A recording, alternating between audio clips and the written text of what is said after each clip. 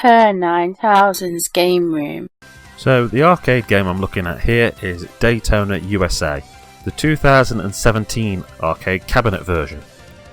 Now, Daytona USA is an old name lots of people will recognise.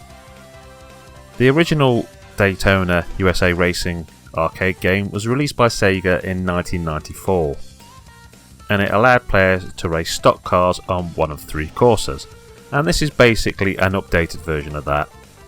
In some ways not that much has changed, the graphics look very similar, you've basically got the same sort of music on offer here.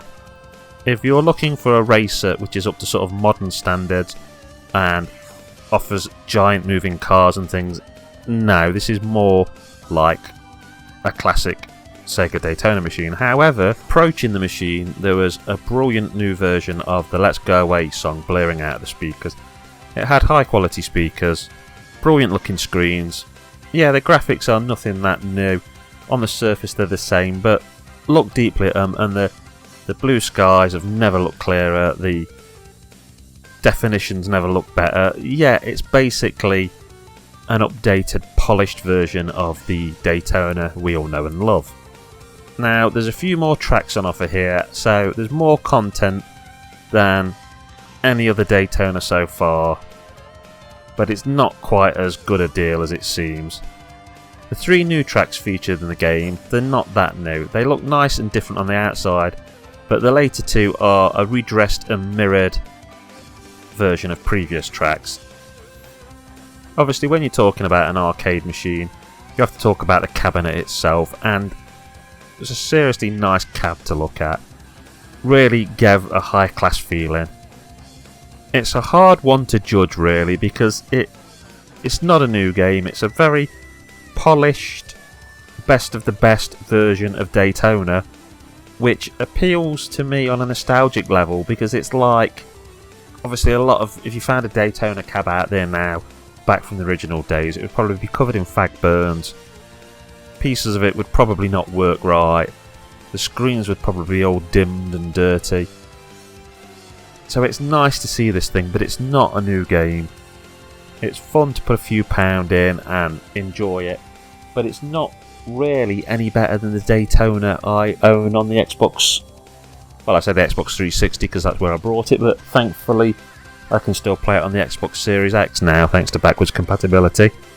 However, strangely that version's no longer available to purchase. Maybe I'm thinking too far ahead, but this could mean that they could put up this new Daytona as a download and charge for it, and more people could get to experience it. Maybe that's why the old one's gone away, I don't know. If you get to see one of these Daytona arcade machines, the new versions, have a look at it, have a bash. It's good fun, but I can't help but think it probably appeals more to people like me who love the classic and are just looking for a flashback at the past. Okay, that's Kerr9000 signing off saying, keep on playing those games, take care of yourself and each other, laters taters.